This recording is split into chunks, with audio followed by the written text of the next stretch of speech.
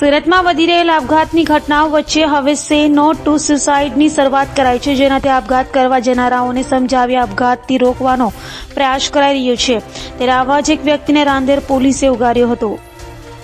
રોજ સવારે છાપું જુઓ તો તેમાં રોજિંદા 4 થી 5 આત્મહત્યાના બનાવ અને ટીવીમાં સમાચાર જુઓ તો તેમાં પણ આત્મહત્યાના સમાચાર જોવા મળશે જ। હવે આત્મહત્યા કરવા પાછળનું મુખ્ય કારણ શું? સામાન્ય રીતે આ પ્રશ્ન સામે આવે ત્યારે આપણે એવો જવાબ આપીએ કે ક્યારેક ખૂબ જ વિકટ સામાજિક આર્થિક સમસ્યા, તરુણો અને યુવાધનને પ્રેમ સંબંધી સમસ્યા સર્જાય ત્યારે તેનો કોઈ રસ્તો ન સૂચે અને તે સમસ્યાનો સામનો કરનાર ડિપ્રેશનમાં જતા રહે અને અંતે તે પૈકીના કેટલાક આત્મહત્યા જેવું અંતિમ પગલું પણ ભરી લેતા હોય છે। અને ભૂતકાળના બનાવોથી જાણવા મળેલ છે કે કેટલાક પરિવારો સામૂહિક આત્મહત્યા જેવું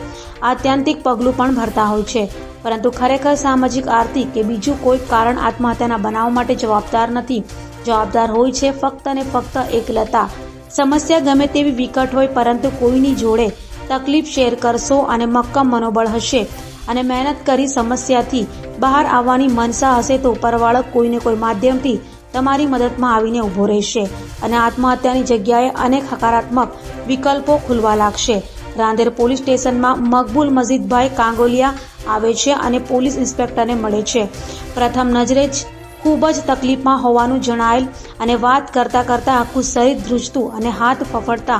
જેણે પોતાની વિતક કથા સંભળાવેલ, જેનો સારાંશ એવો છે કે એક સમય તેની પાસે ખૂબ જ સારો વેપાર ધંધો હતો। તે અડાજણ પાટિયા વિસ્તારમાં પરિવાર સાથે સુખેથી રહેતો અને વેપારમાં એક ખરાબ મિત્રના કારણે ખૂબ જ નુકસાન વેઠવું પડેલ છે। ઘર-બાર બધું જતું રહેલ અને ગોપીપુરામાં ભાડાના મકાનમાં રહેવાની નોબત આવી ગયેલ છે અને નોકરી વગેરે કરેલ, પરંતુ કોરોના કાળ અને અન્ય કારણોસર નોકરી ધંધો છૂટી ગયેલ અને પરિવારમાં વૃદ્ધ મા, પત્ની અને 4 બાળકોની રોટી કપડાં જેવી પ્રાથમિક જરૂરિયાતના પણ ફાંફા પડી ગયેલ। ત્યારબાદ પોતાના પરિવાર માટે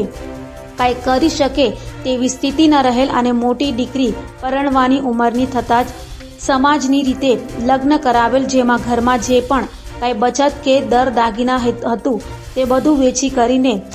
પ્રસંગ સારી રીતે પૂરો કરેલ અને હવે આર્થિક રીતે એકદમ ઝીરો થઈ જતા અને મકાન ભાડું આપી શકાય તેમ ન હોય, લાઇટ બિલ પણ ભરાતું ન હોય, ખાવા પીવાના પણ ફાંફા હોય, જેથી બાળકોના ભણતરને પણ અસર પડવા લાગેલ। ખૂબ જ મનોમંથન કરતા તે ડિપ્રેશનમાં જતા રહેલ અને જેની દવા પણ ચાલુ થયેલ, જેથી આત્મહત્યા કરવાના વિચાર આવવા લાગેલ અને પાછળ પરિવારનું શું થશે તેવા વિચારો આવતા સામૂહિક આત્મહત્યાના વિચાર પણ આવવા લાગેલ। તે પ્રમાણેની આ ભાઈની વાત સાંભળી પ્રથમ તેનું કાઉન્સિલિંગ કરવામાં આવેલ અને જમવાનું તથા ફ્રૂટ આપી પ્રાથમિક મદદ કરી આ સમસ્યાનું મૂળથી નિરાકરણ કરવા વિચારણા કરવામાં આવેલ। પોલીસ સાથેની વાતચીત દરમિયાન આ ભાઈ સ્વમાની અને મહેનત કરે તેમ જણાયેલ, તેમજ જાતે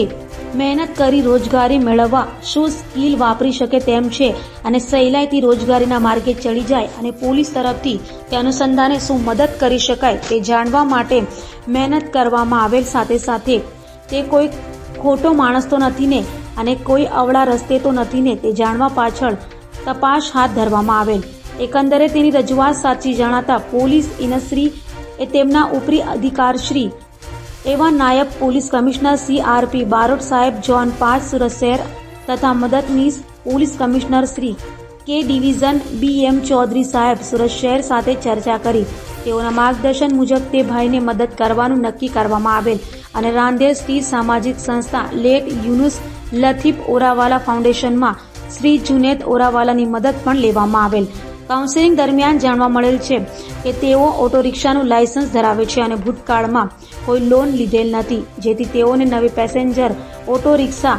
જે બધું થઈને આશરે 3 લાખની આવે છે તે અપાવવામાં સર્વેલન્સ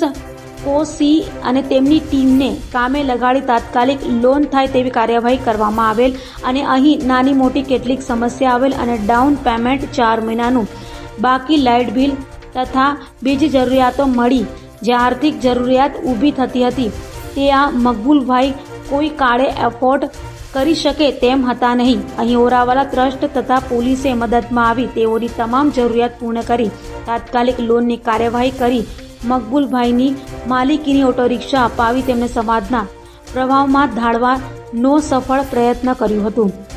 મકબૂલભાઈ પોતે સ્વમાની અને મહેનત કરે તેવી પ્રકૃતિના માનવી હોય તેઓએ પોતાને જે મદદ મળેલ તેનો અંતઃકરણથી આભાર માની પોતાની મહેનતથી પરિવારનું સ્વમાનભેર ગુજરાન ચલાવવાની તથા ક્યારેક આત્મહત્યાનો વિચાર સુદ્ધા નહીં કરે તેવી ખાતરી આપેલ. આ વખતે પિતાની માલકીની ઓટો રિક્ષામાં બેસતા જ નાનો પુત્રના ચહેરા પર જે સ્મિત આવ્યું તે સ્મિત ખરેખર આંખોમાં આંસુ લાવી દે તેમ છે.